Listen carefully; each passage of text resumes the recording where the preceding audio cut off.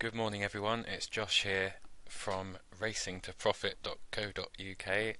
I thought I would, instead of writing about today's Pace Windsor race selections, record a quick, a kind of short 10-15 minute video for each, um, quickly outlining why they've been chosen and the bit of kit that I use to find the pace selections. So we've got the 150 Southwell run on Sterling, who's around the 11-12 to 1 mark, the outsider of the field, and another Joe Fanning front runner in the 3:10 at Wolverhampton, Spinner Mini. So the bit of kit that has fundamentally changed my betting over the last 10 months or so is this gg's.co.uk race cards, which without doubt have been responsible for turning my betting around and making me a very, very profitable punter. Having looked at my records from last year, before I was using these race cards, I mean, I bet £10 a point, mainly 1 point level stakes, win bet, sometimes 2 points, sometimes 1 point each way. So kind of mixture of £10 and £20 bets. I made around 750 odd pounds looking at races the night before and picking out things the following day of interest. This year I am up, still betting £10 a point, 1 point, 2 point win bets, around £5,760 in profit since January the 1st, and I put a lot, if not, well, the majority of that profit down to using these GG's race cards, which, as you will see in a moment, are a superb bit of kit. And I'm not going to do a hard sell on them. The idea of this video is to show you how I use them in order to put together what has been a very profitable start to Pace Wins the Race, and so you can have a look at them and see if they might be something you would be interested in. They're great if you like picking your own horses the night before, the morning of racing, and generally like to pick your own winners, as well as receiving quality tips as well, which also comes part of the package. So we're probably best to start with Southwell, given our first selection runs in the 150. So I will just whiz through really quickly kind of my approach. So they're the cards. You can click on any race and you're faced with this screen. You've obviously all the standard things, the horse, the card number, form line and everything else.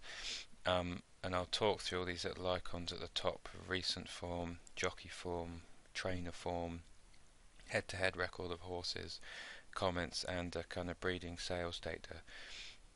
As you can see in this bar along the top, there's something called the Instant Expert and pace analysis. So if I click on the pace analysis first, this is what I do every evening. I go through every race in order to find out who's most likely to front run, and it doesn't take much time at all with this bit of kit, as you will see. It scores the last run, second to last run, third last run and fourth last run. You get a 4 if you led, you were leading in the race, a 3 if you kind of chase the leader, a 1 indicates you were held up, and there are no, oh, there's a 2 there. In touch, went third, 11th ridden, approaching 5 out. So click of the button, I click this score to add them all up and put the highest score at the top. You get a picture of who is most likely to be pushing the pace. Now in this particular race, I wouldn't say there are any out and out consistent front runners. Legendary Hop looks to be the one, if any of them are going to go forward. At least he has led in 2 of the 4 last runnings. So that's the pace setup. At a click of a button you can get an idea of who's going to be leading, who's going to be held up. So it helps paint a picture in your mind very, very easily. And for anyone who's been following the Pace Wins the Race selections, hopefully it is clear that pace is a vital element in every single horse race and does often play a decisive factor. So Legendary Hop is a possibility, and I'll just use this race actually quickly to have a quick look at a couple of the other tools. So the Instant Expert tab. Now this is genius, I think. It allows you to paint a picture of which horses are best suited to the race conditions at a click of a button. So, as you can see here, you can set the going and the class. The going is kind of good to soft. I'm going to change it to good to soft through to soft, so we can just see which horses definitely don't like juice in the ground, or kind of either need it really, really bog-like conditions or much firmer. So from looking at this across the top, we can see that Icy Colt has run 4 times on kind of good to soft through to soft. Never won distance at 3 miles. 3 miles you need to be able to stay. Ran 4 times, never won. There's ratings here to the right hand side. So Icy Colt is £5 below his last winning mark. Cruising by is £7 higher, and so on. So we can see the going there. I mean, the last bridge, having clicked this, looks solid. Form on the going, form in the class. And again, you can change the class. So I might want to look see if any horses have won at a higher class. So there are any class 4 winners in the race, and you can see actually Icy Colt and Cruising By have both won in class 4. So you put 4 and 5, you can see the record again. The last bridge, typical Oscar, looked pretty solid. And on this occasion, actually, it's no surprise they look like they're near the head of the market. They look best suited to conditions. So that's what you get with a click of a button. Legendary Hop, who we think might make the running, has got the distance to prove. So you can look at the winning form, and if I press the place button, you can see which horses have actually placed. So Legendary Hop's only kind of 1 from 5 places over 3 miles. The last bridge again is consistent and looks like the best stayer in the race. Probably just from clicking that button looks an okay bet. So that's the 12:15. I'll just go through because I'm wary of time to the 1:50. So I should say that I do that every evening all the way through every race. Look at the pace analysis. Are there any clear out and out front runners? A 12:45 Southall. There's a few. Jewelry I think is going to get an easy lead in this race, and may well put them to the sword. She's a very consistent horse, but has ran a lot of times in recent weeks, and I just wonder, you'd think that's going to catch up with her at some point. And she's on a rating of 112. She's ridden by a £7 claimer last time, so we'll see. I think she'll get an easy lead, but there's some unexposed horses in here, such as Ballymote, who was going to win before falling at the last in his last race. So anyway, you can see, click of a button. To emphasise again, you get to see a picture in your mind of the pace set up, who's going to be held up, Churchfield Champ, Riddlestown, all the way through to who's most likely to be at the front. So we got to the 150, and so clicking on the pace here, I could see that Run on Sterling and possibly Rascal, who led last time, were going to make the running. Lots of 4s across there, so all of a sudden I've got a pace idea. I want to go to the Instant Expert just to get an idea of the form, but there's some unexposed horses in this, so looking at this kind of table like this is very useful. But obviously if horses are racing in different conditions because they're improving or they're stepping up in trip, for example, you do need to be careful and obviously look at each horse individually as well. But you can get an idea there. Trucker's Darling's won at the course and over the distance. So we can see there Run on Sterling's got form on the going at least and in the class. If we actually just go on to the race card,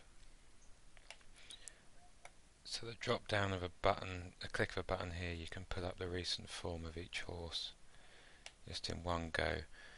And we can have a look down. I mean, Spanish Arch is coming off a long break. Unless the horse is proven and has a decent record after a long break, I don't really want to back them too often. We can see they're actually returned in October 13 after a break, ran okay actually, but has been chasing last season, so you do wonder if this is a pipe opener for future chasing targets, who knows. Um, Bandit Country, and at this point I'll draw your attention to the column on the right hand side, which is called Then What. So at the click of a button you can see how many times horses have ran uh, out of a kind of a race they last were competing in, and how many have won, how many have placed. You can get an idea of the strength of the form. So for Bandit Country, if we look at Weatherby for example, that National Hunt Flat race where he came third to Up the Bees, there've been horses have ran 14 times that also competed in that race. None of them have won, 4 places, so it could be argued that that wasn't a very strong bumper, for example. Chepstow has won from 11, and that Carlisle novice hurdle, no wins have come out of that, so Bandit Country has arguably been competing in quite weak races. Trucker's Darling, again you can go down and see the form of those 3 races hasn't really worked out either.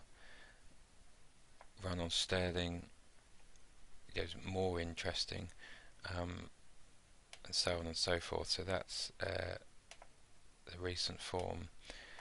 So I'd click through, and the thing that interested me with Run on Sterling when I clicked the form was, firstly he's got winning form, so it's a horse we actually know can get his head in front. Won a bumper at Huntington in April, and although only 1 win has come out. The novice hurdle at Toaster won. Again, that doesn't look a very strong race.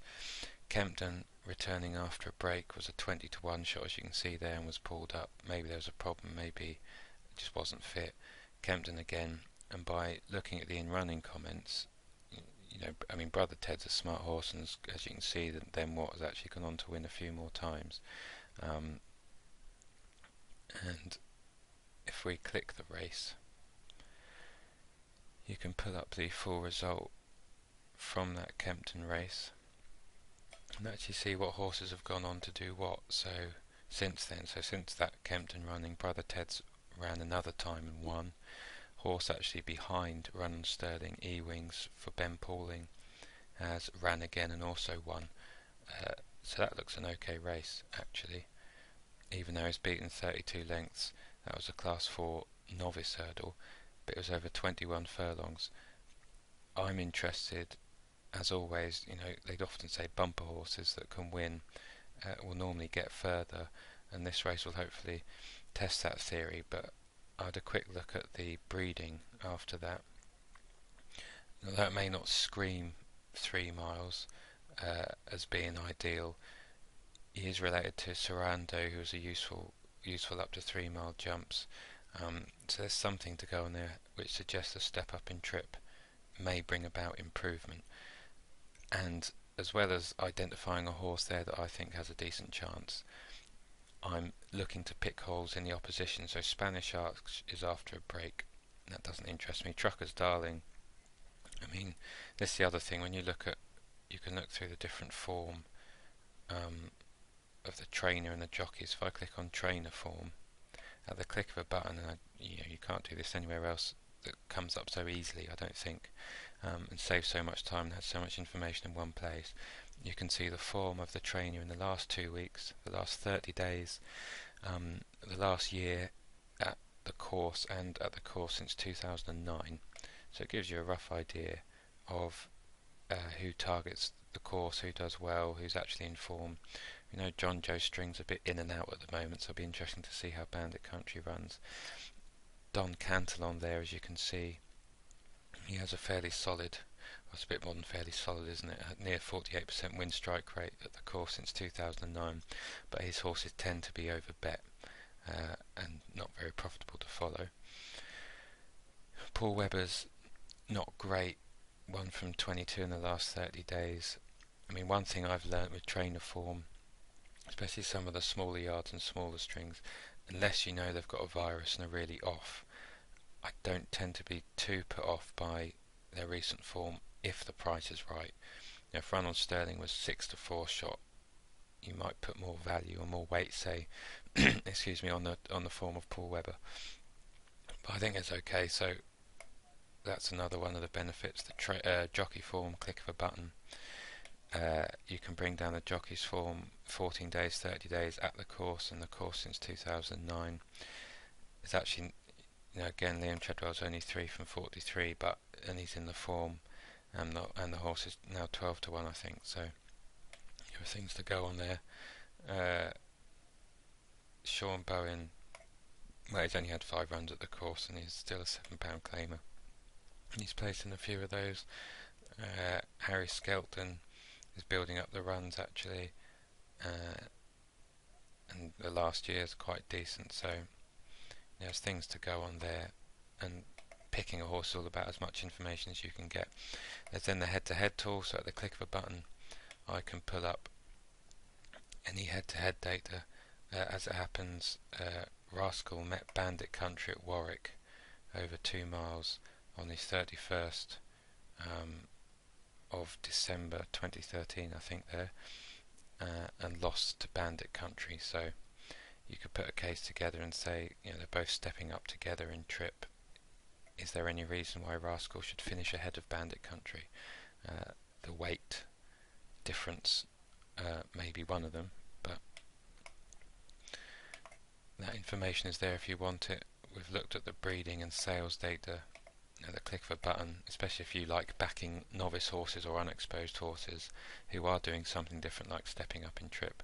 To have that information at the click of a button is very, very useful, and especially the way it's presented, drop down, you don't have to go through each horse individually, it just all appears there on the screen. And there's also the comments that I think are taken from the same database as the Racing Post, the spotlight comments. I don't tend to read them too often because they can sway your opinion, but they're there if you want them. Really quickly here, moving over to the right, seeing John Joes. This is just, the green indicates the jockey and trainer form, and actually it's just a kind of visual way of representing what you can see when you click down the form buttons. So you can see there, John Joe, they have a C1, that means they've had 10 plus runs at the track in the last year with a 20% or higher win strike rate, or a 51% or higher win and place strike rate. Same stats, similar stats since 2009. And AP McCoy, you can get the form in the last 2 weeks. You can be drawn to different things, so it depends what you like to pick up on in your own betting, really. So anyway, Run on Sterling was interesting to me because if he repeats his past runs, he's going to be near the front. Clearly has a bit of pace about him, and I would like to think, given he looks like he's been outpaced on his last few runs, that this step up to 3 miles is going to help. That, allied with the price last night that was 11 to 1, stood out for me. Now, it could be the case that Bandit Country is just a much better horse and he's not going to have a chance. The market would suggest he's not fancied, but hopefully his handicap rating is underestimated because that's based on runs over an inadequate distance, and this is his first run in a handicap, so hopefully he's well handicapped.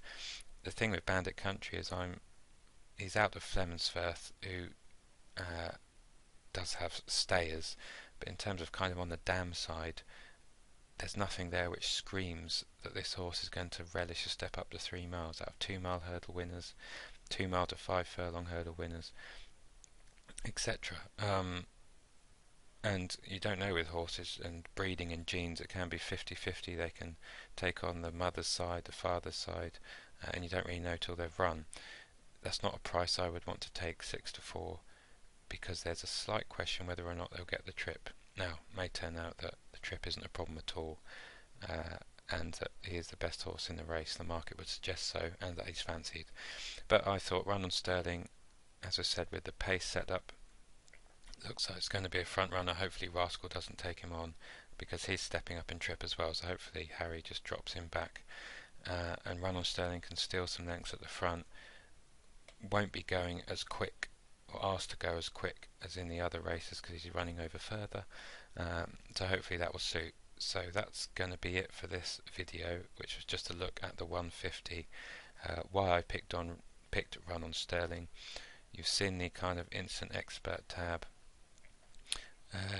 Gives you an idea and a feel for the race at the click of a button. and which horse is suited to the conditions best. The pace analysis gives you an idea of the pace setup of a click of a button, and I'm not aware of anything anywhere else where you can get this information so easily and presented in such a kind of visual way, which makes reading the form and getting an idea of the most likely winner quite easy, and quite quick actually. The final thing I should highlight actually is the full form filter, so you can either click there or click on any horse. And if I just move this to the middle of the screen, maybe you can drill down a horse's form and look at their particular strengths and history on the going, distance at the course, the class with the jockey, over whether it's a hurdle, chase, flat race, in handicaps, non-handicaps. Now, Spanish Archer's returning after a break, so I want to see his record when returning after 60 days or more. And he's done that 3 times in his career so far and has never won. So finished 16th lengths behind, 15 and a quarter, 3.5. Now I wouldn't have that information. If you go on the Racing Post, you actually have to open up the horse form, and you'd have to go through that manually with a notebook, and see if you can see any patterns with your naked eye about them when returning after a break. With this bit of kit, you can just open it up. At the click of a button, I can tell if the horse has a decent record when returning after 60 days plus, which gives a general feel for fitness. You can then, of course, dig down further if you wish, with all these other different tools.